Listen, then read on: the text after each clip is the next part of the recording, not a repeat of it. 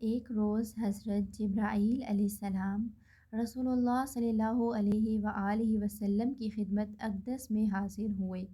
اور عرض کی، سیدہ خدیجہ رضی اللہ تعالیٰ عنہا برتن ہاتھ میں لیے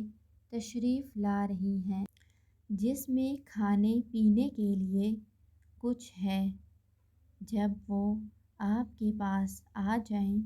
تو انہیں اللہ رب العزت کا اور میرا سلام کہنا۔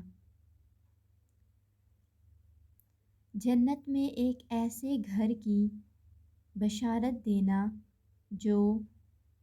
مروارید کا بنا ہوا ہے اور اس کو یاقوت سے آراستہ کیا گیا ہے، پرسکون ایسا ہے کہ اس میں کوئی